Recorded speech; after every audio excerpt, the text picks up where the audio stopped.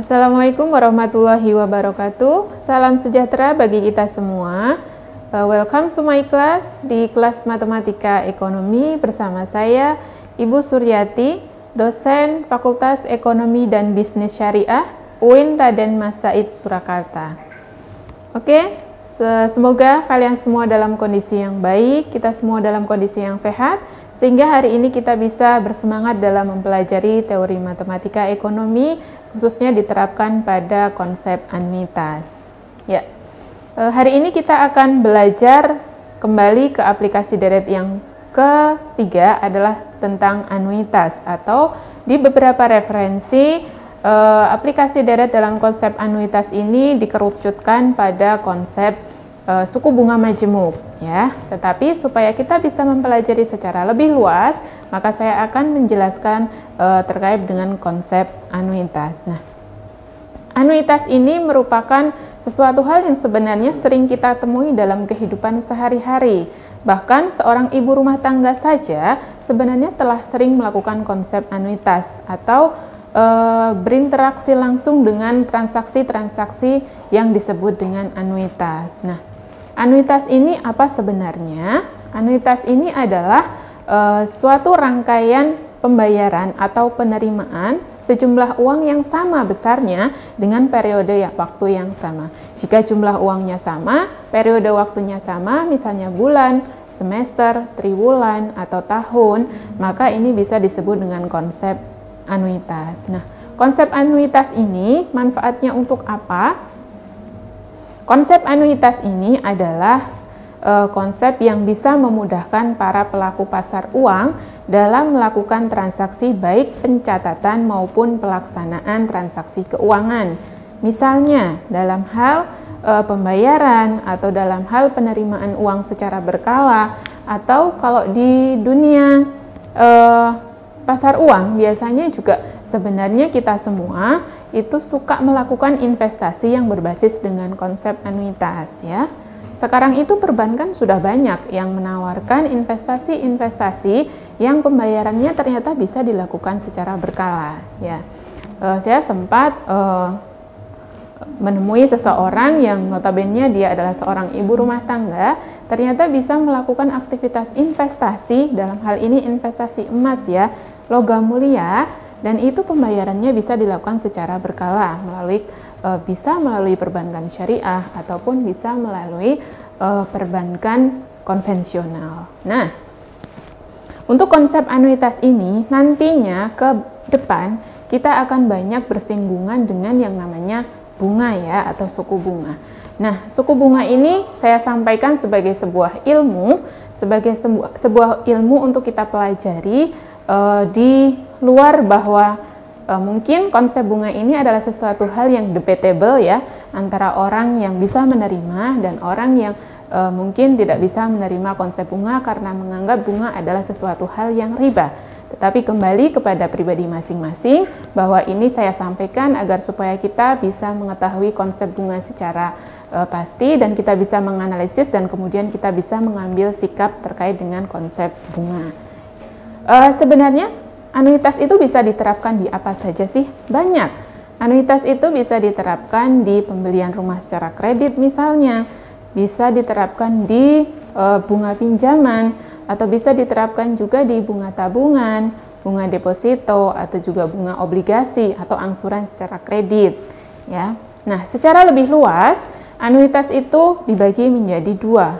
Ada anuitas biasa dan juga ada anuitas di muka. Anuitas biasa itu disebut dengan ordinary annuity, kemudian anuitas di muka itu disebut dengan annuity due, ya. Nah, anuitas biasa itu adalah pembayarannya itu dilakukan di setiap akhir periode. Misalnya periodenya adalah bulan, maka pembayarannya itu ada di akhir bulan setiap bulannya. Tidak boleh diselingi dengan pembayaran di awal bulan, harus secara teratur di akhir bulan. Nah, pembayaran dengan cara anuitas biasa, yaitu dengan cara pembayaran di akhir bulan, itu juga masih dibagi lagi menjadi dua lagi. Bisa aja kita itu anuitas biasa ini untuk menghitung nilai sekarang, atau biasa kita sebut dengan present value. Dan bisa juga anuitas biasa ini kita hitung untuk menghitung nilai yang akan datang, atau biasa kita kenal dengan future value, ya. Nah, present value atau kita tuh ingin tahu sebenarnya nilai uang kita saat ini itu berapa, itu biasanya diterapkan itu untuk menghitung angsuran kredit, kemudian saldo pinjaman. Karena apa? Misalnya nih, kita mau mengambil pinjaman sebesar 10 juta atau 50 juta sekarang. Nah, perbankan tentunya tidak mau mengalami kerugian di 50 tahun yang akan datang dengan nominal yang dikembalikan sebesar yang kita pinjam sekarang. Tentu nggak mau. Kenapa? Karena kita punya discounting factor. Artinya, dalam setiap periode kita ada discounting factor, itu bisa aja bentuknya dalam bentuk suku bunga, bisa aja dalam bentuk inflasi, gitu bisa. Itu tergantung dari keputusan kita mau menggunakan discounting faktor yang mana. Nah, begitu pula dengan perbankan. Mereka menggunakan analisa present value, itu menggunakan analisis suku bunga. Karena apa? Tentunya nilai uang yang kita terima saat ini 50 juta, itu nilainya akan berbeda di 5 tahun yang akan datang. Misal kita pinjamannya adalah 50 juta. Dengan tem waktu 5 tahun, angsuran per bulan. Nah, kalau kita bayar 50 juta dibagi dengan bulan selama 5 tahun, maka banknya tentu akan mengalami kerugian. Karena nilai uang sekarang, itu 50 juta mungkin masih bisa untuk membeli motor dengan yang spesifikasinya sekarang adalah motor yang bagus ya, yang model terbaru misalnya. Tetapi di masa yang akan datang mungkin 50 juta itu 5 tahun ke depan sudah tidak bisa untuk membeli barang yang sama. Otomatis harus dihitung kembali berapa angsuran yang harus kita bayarkan supaya bank tidak mengalami kerugian karena adanya inflasi, ya. Nah, bagaimana caranya supaya bank itu bisa memprediksi? Bank bisa memprediksi berapa angsuran yang harus dibayarkan oleh seorang nasabah sehingga uang 50 juta tersebut di tahun yang akan datang itu nominalnya bisa menggantikan 50 juta yang kita terima sekarang. Bagaimana caranya? Adalah dengan rumus present value, yaitu 1 dikurangi 1 ditambah I. I adalah mewakili suku bunga, kemudian dipangkatkan dengan pangkat min N dibagi dengan suku bunganya adalah I dikalikan A. A itu adalah annuity ya, pembayaran per periodenya. Bisa aja pembayarannya tahun, bisa aja pembayarannya bulan dan lain sebagainya. Sebagai sebuah kasus, kita coba lihat kasus di samping ya. Tuan Magister meminjam uang ke bank sebesar 40 juta rupiah. Suku bunga yang diterapkan di bank adalah 18% PA. PA itu artinya per annual ya, per tahun. Berapakah besar angsuran pinjaman yang harus dibayar setiap bulan jika pinjaman tersebut harus dilunasi selama 36 bulan? Oke, dari studi kasus yang kita punya bisa kita analisis satu persatu. Yang pertama, pinjamannya adalah sebesar 40 juta. Saat ini kita terima 40 juta rupiah. Present value-nya saat ini 40 juta rupiah. Kemudian suku bunga yang diterapkan berapa? Suku bunganya adalah 18%. Akan tetapi karena yang ditanyakan adalah pelunasan selama 36 bulan, berarti perhitungan suku bunga harus dikonversi dalam bentuk bulan. Sehingga 18% itu jika dihitung per bulannya adalah 1,5% per bulan. Yang ditanyakan apa? Yang ditanyakan berapa sih sebenarnya angsuran per bulannya. Nah, ini biasanya yang sering dipakai oleh pihak perbankan supaya bisa menghitung angsuran yang harus dijatuhkan kepada nasabah supaya dia tidak rugi di kemudian hari. Nah, ini perhitungannya, yaitu present value-nya kita masukkan 40 juta rupiah sama dengan 1 min 1 plus 0,015 ini adalah bentuk lain dari 1,5% per bulan tadi ya. Suku bunganya kan 1,5%, dibentukkan dalam bentuk desimal menjadi 0,015%. Dipangkatkan min N. Pangkatkan min N berarti N-nya itu kan tadi ada 36 bulan, berarti pangkatnya adalah 36 per I, suku bunganya 0,015 dikalikan dengan annuity-nya atau pembayaran per periodenya. Yang ditanyakan adalah annuity-nya atau pembayaran per periodenya. Maka A bisa kita ketahui dalam jangka waktu 36 bulan yang harus dibayarkan itu sebesar 1.446.000 sekian ya. Padahal kalau kita kita hitung lebih lanjut, barangkali sebenarnya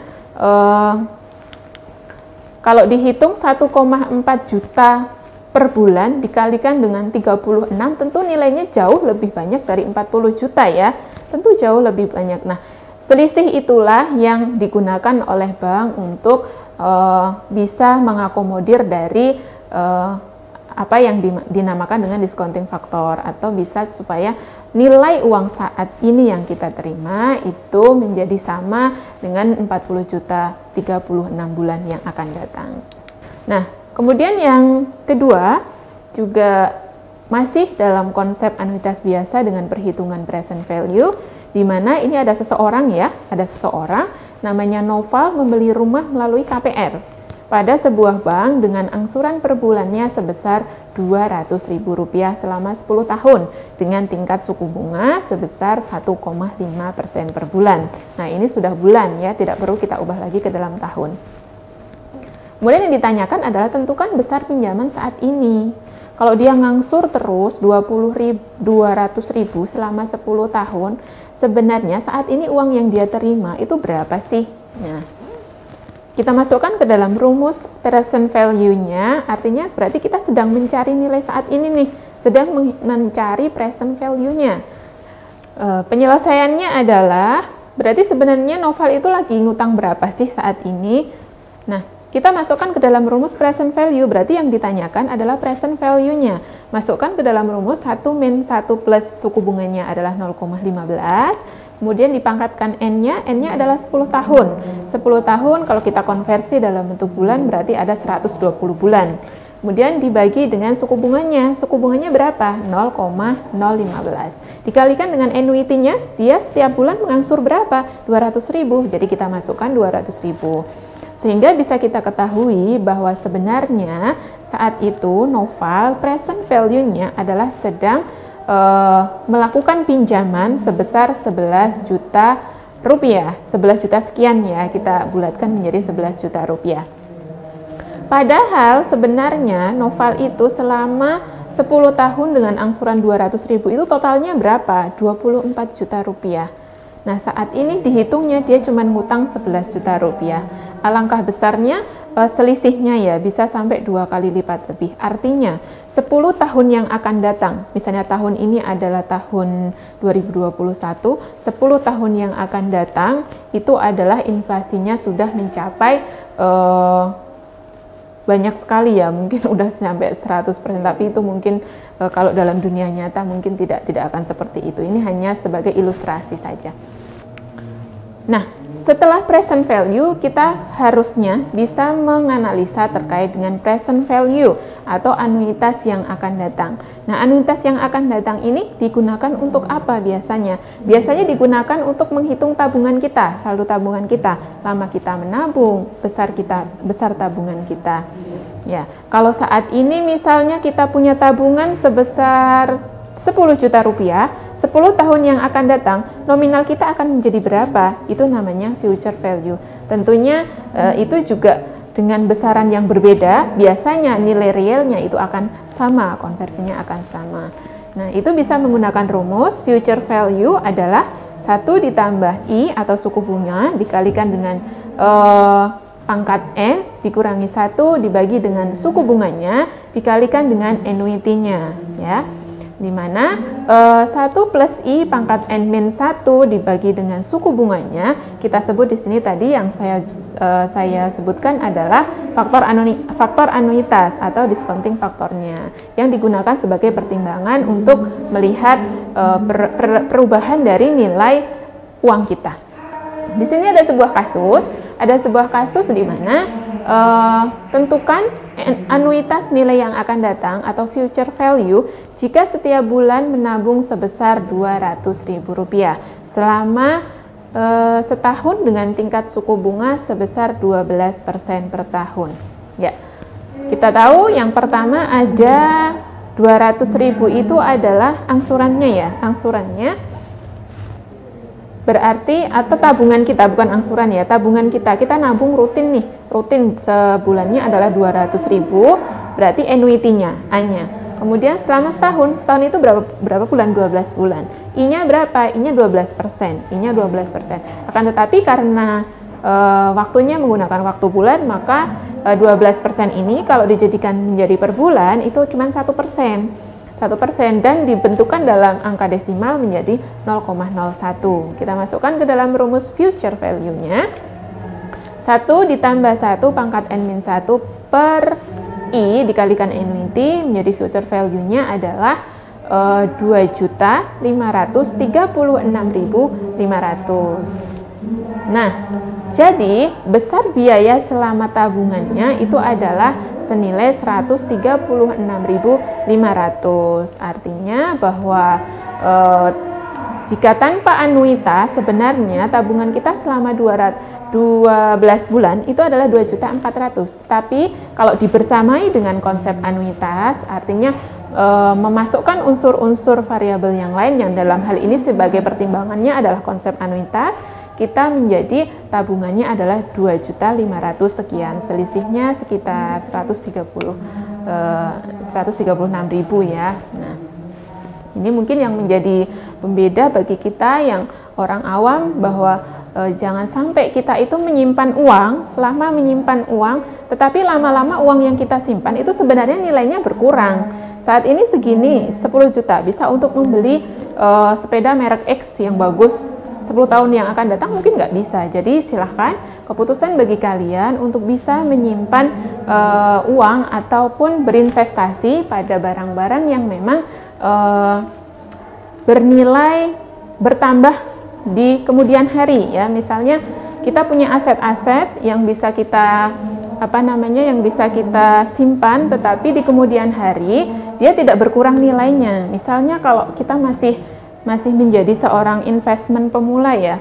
Seorang investment pemula biasanya akan lebih suka menyimpan hartanya itu bukan dalam bentuk uang, tetapi mereka bisa dalam bentuk emas, logam mulia. Kita tahu bahwa harga emas, harga logam mulia itu dari tahun ke tahun mungkin harganya cenderung meningkat ya, walaupun peningkatannya memang tidak sebesar ekspektasi jika kita berinvestasi di aset-aset yang lebih profitable, tapi setidaknya dia tidak akan menyusutkan nilai uang kita, akan jauh lebih aman. Tetapi kalau misalnya kita sudah sebagai investment yang mungkin punya uang segar dan uang itu bersifat dingin, tidak terpakai mungkin, maka bisa diinvestasikan dalam bentuk tanah misalnya, karena tanah adalah sesuatu hal yang dari waktu ke waktu nilainya semakin bertambah ya. Bahkan saya pernah melakukan sebuah penelitian bahwa harga tanah, harga rumah itu